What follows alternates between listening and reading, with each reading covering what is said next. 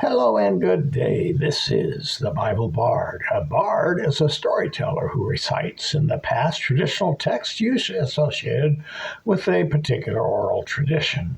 And I'm here to recite and to amplify what the literature of the Bible says about who is God and who are human beings. Here's the place we're at today.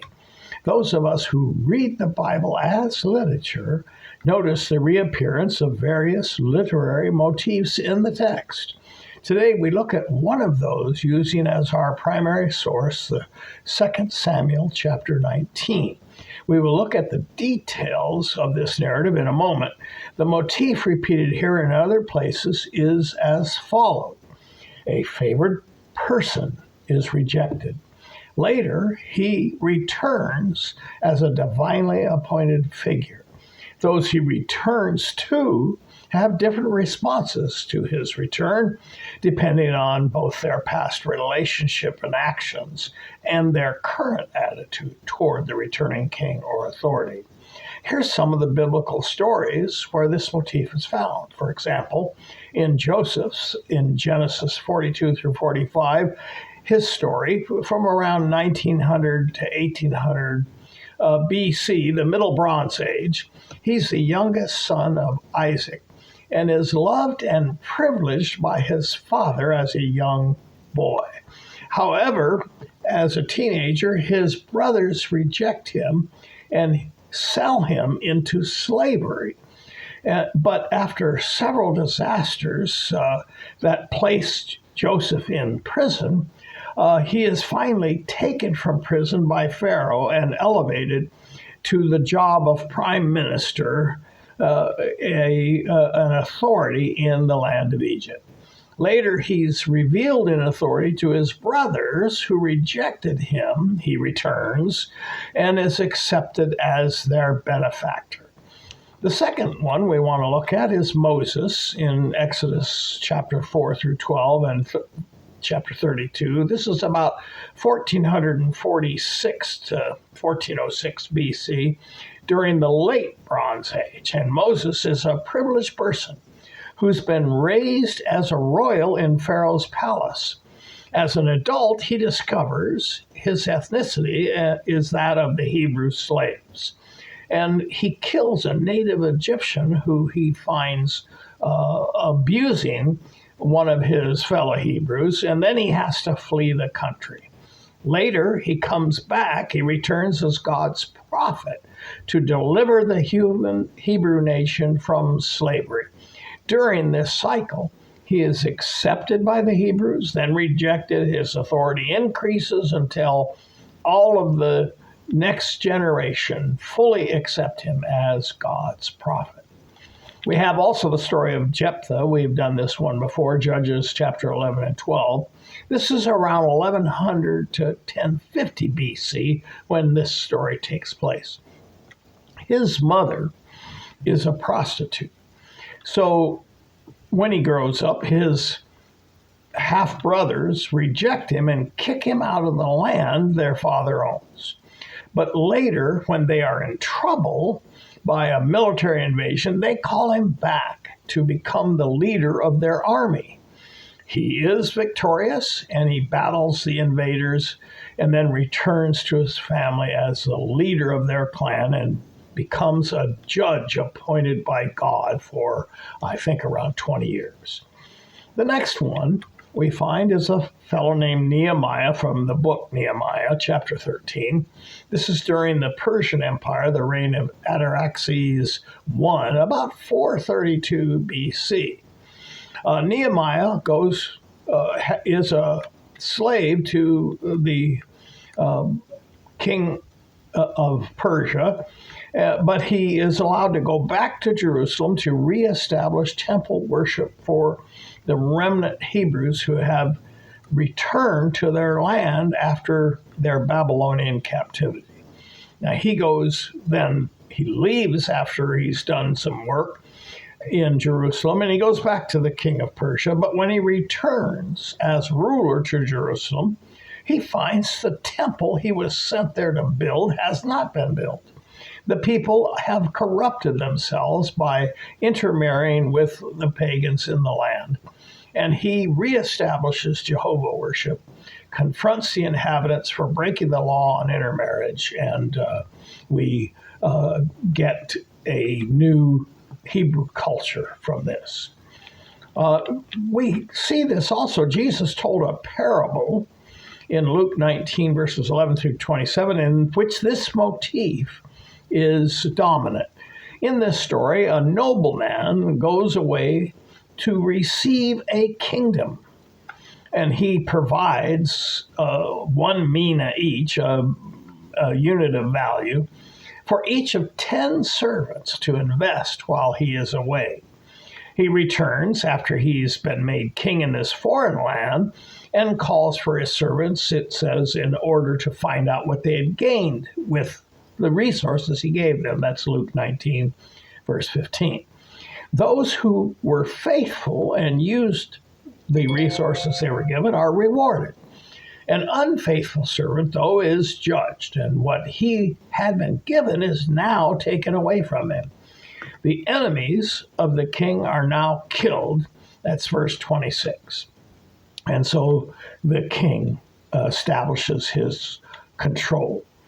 The last one is the return of the rejected Jesus Christ to the earth as King of Kings. This is about 30 AD when this story is told.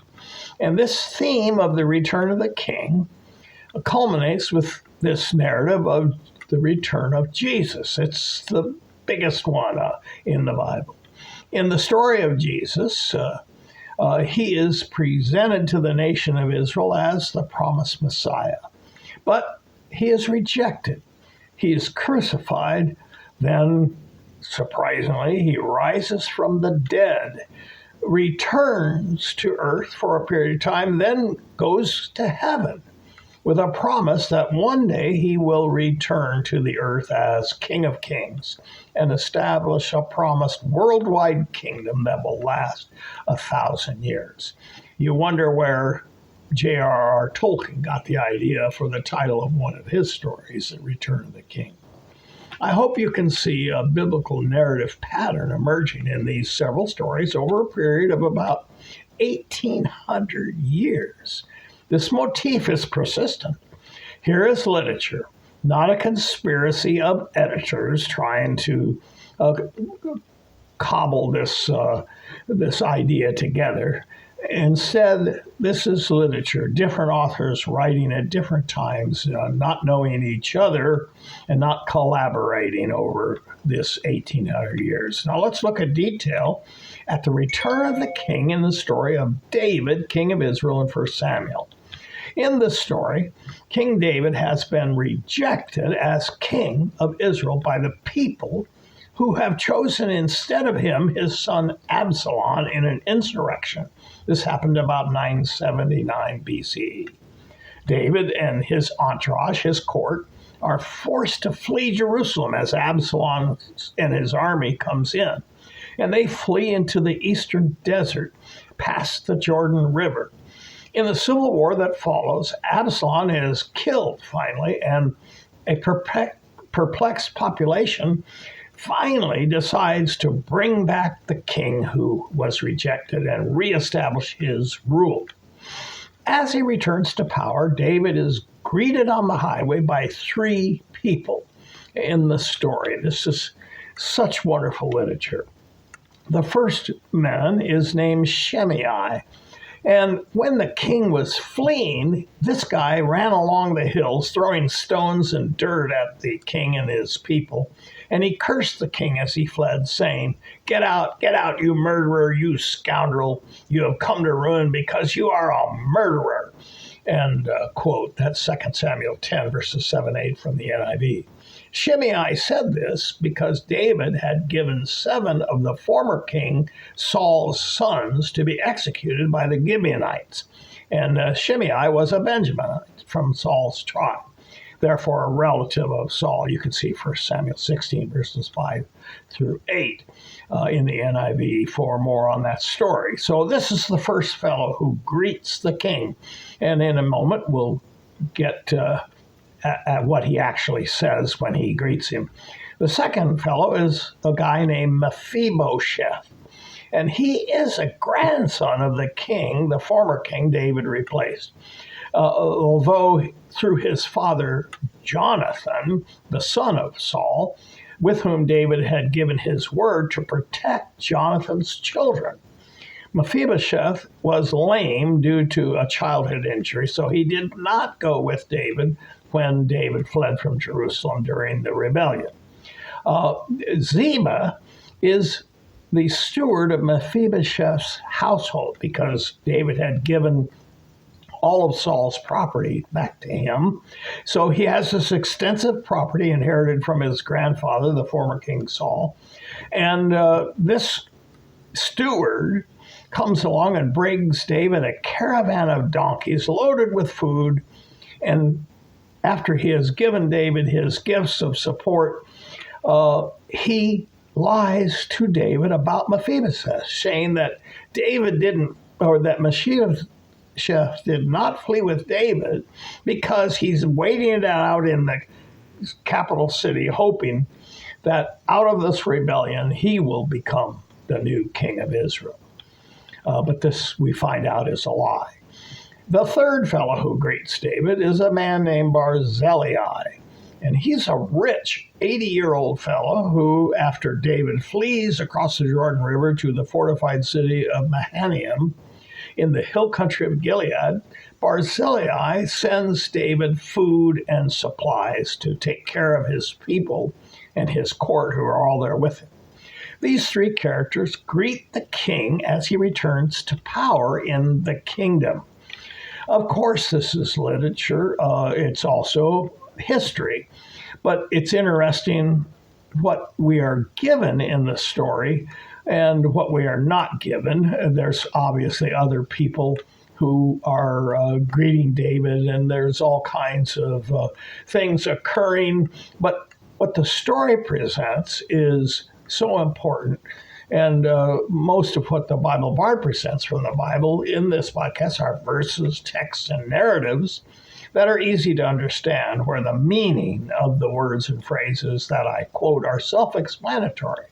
But sometimes the Bible does speak to us obliquely through a story that narrates the actions of God or angels or people, both good and bad.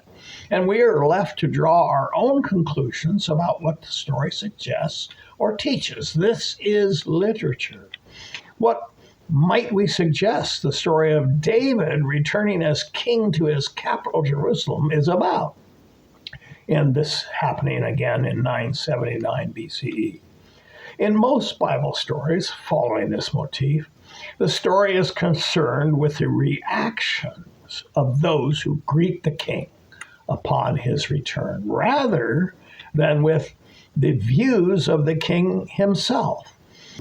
In the case of David, the first of the three greeters is Shimei, a man who cursed the king as he fled during the insurrection. As the king returns, Shimei greets the king, and his attitude has changed. He cursed the king before, but now he asks the king for forgiveness. The next fellow is Mephibosheth, who comes before the returning king, and David is suspicious because he received a bad report about Mephibosheth from his steward Ziba when Ziba came to David with supplies. But Mephibosheth explains he did not stay in Jerusalem when David fled because he expected to become king himself, but because he was lame and didn't want to slow down David's escape. Mephibosheth is overjoyed that the King David has returned, and David accepts his emotion as genuine and overlooks the slander. Barzillai is also greeting David, and David wants to reward him for all his support during the rebellion.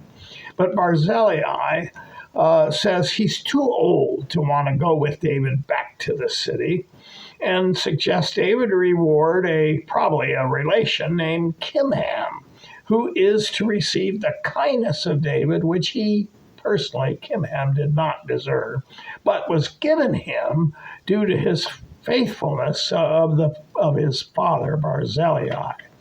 This story ties nicely into the return of Jesus Christ to the earth. One of the greatest greeters of the returning king is a person who opposed Jesus, but now, as the king returns in power, bows his knee before him and requests forgiveness for past offenses.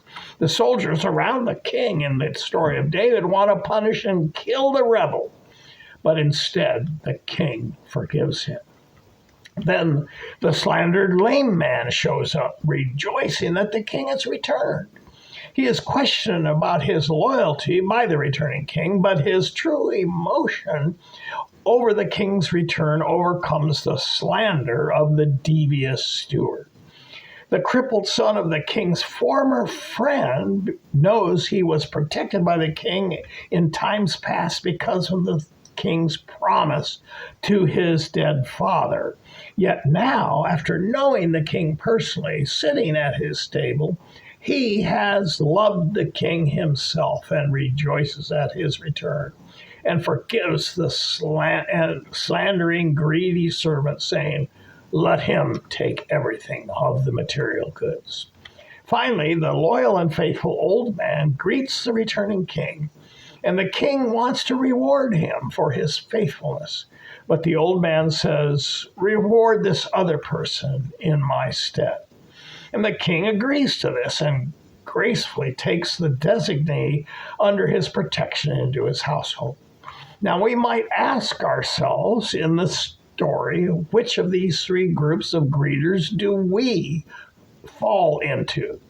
Have we blasphemed and rejected the returning King Jesus, but now recognize him for who he really is, and so we ask him for forgiveness? Or are we someone who has richly benefited from the grace of God due to the relationship of others to the King, but now, after knowing Jesus personally, we rejoice that he is here and need nothing else but his presence to be blessed and happy? Finally, have we followed Jesus in our lives, supporting him even when he was unpopular and rejected by others? But now he has returned. He wants to reward us, but we are satisfied to give his reward to another. You'll notice there's a subtle subtext in this resolution in which the character of Jesus is two things and shifts back and forth from being a returning king from whom we seek forgiveness for past offenses to also the one who has the relationship to God in the first place that caused us to be blessed for his sake, even though we personally did not deserve it. Then this returning King Jesus also shifts to the one who gives the reward he is due freely to us, who then enter his house and eat at his table, treated as deserving, even though we personally are undeserving. Conclusion. This is the way the Bible Bard works. Brief recitations are closely focused. No distractions, no rabbit trails. We're talking about what the literature of the Bible says, states, and the ideas and concepts it presents, because most people have never engaged with biblical thought. Make up your own mind whether you agree or disagree with the Bible's pronouncements. You can go to www.biblebard.org, their website, to download a transcript, listen to another episode from the archive, or get links to other materials and information. Remember, the Bible Bard's English podcast is translated into other languages, including Spanish, Hindi, Nepali, Urdu, Swahili, Chigua, and Bengali. That last one's in transcript only, and we're looking for more local translators. Support the Bible Bard podcast on Patreon at Bible Bard USA. As little as $1 a week or $5 a month helps to cover the cost of the podcast. You can also give it GoFundMe, or at the website, click the donate tab and make a contribution.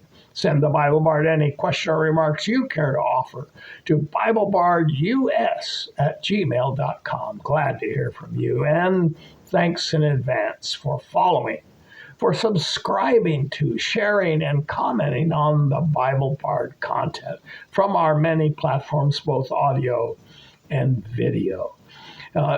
Until next time, this is the Bible Bard.